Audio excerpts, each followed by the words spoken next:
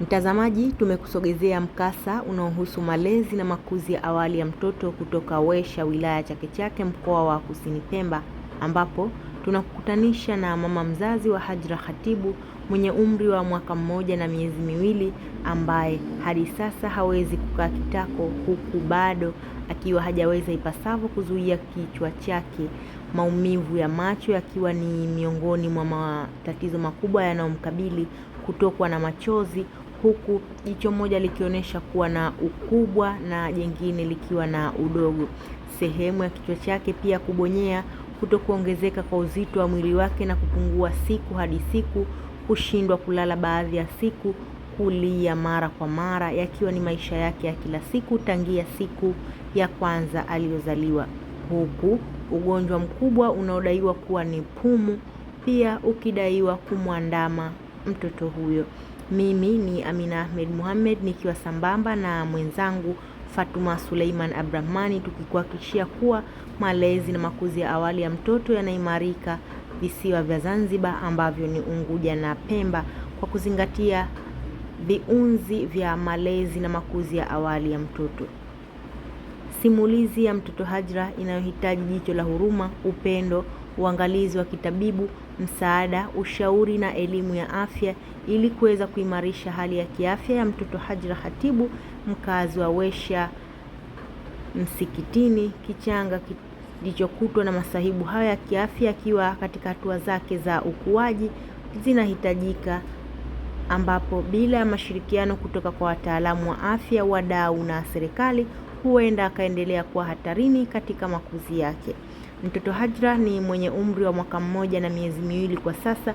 Amekuwa akisumbuliwa na maradhi mbalimbali ambayo kwa mujibu wa mzazi wake anasema bado hasa hajajua nini kinachompelekea mwanawe kudhoofu afya siku hadi siku. Huyu hapa ni mama mzazi wa Hajra, Bi Rahika, anatusimulia mkasa huu. Nani mama zuri?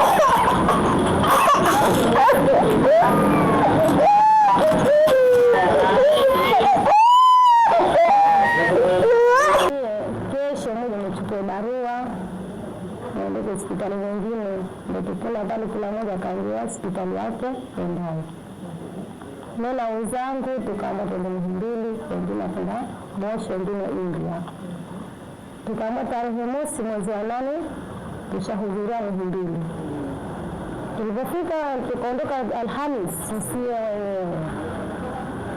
wala alituambia, tuliouliza tunasafiri kwa serikali, ndio hamna ile masuala ya usafirishaji wenyewe, ila mwenyewe utakukaa wenyewe.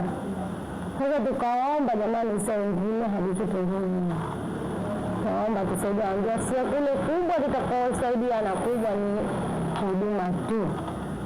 Basi kaambia sawa, tukaondoka na wenzangu, na vizuri tulipofika rika wengi na ndio narudi kumsha, lakini haitaki kuita ni huko na nakutaka kitu moja na mbona tumesikia ni kwa siku tumekitafuta, haitahidi kumpa, lakini sana mbaya. Sasa pesa na kula, lakini wengine haitaki. Hapo nasema sisi kichwa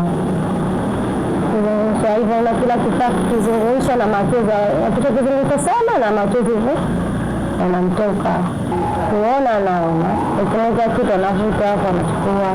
Nashukuru kwa hilo, alhamdulillah. Kutembea ana mwaka mmoja na miezi kukaa kitabu kanaanza juzi, mwaka 1 na nusu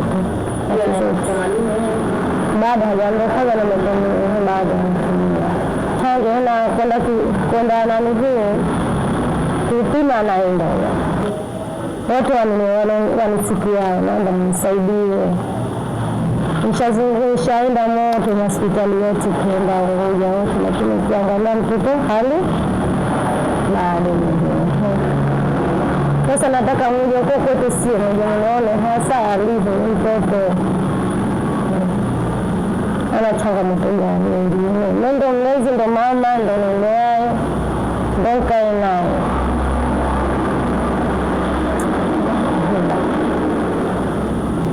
mashirikiano wananipa, lakini uwezo wa kwenda kule kufanya matibabu sina, na uwezo wa kusafirisha kule sinao, na baba yake ndio kama hivyo maskini kama sisi.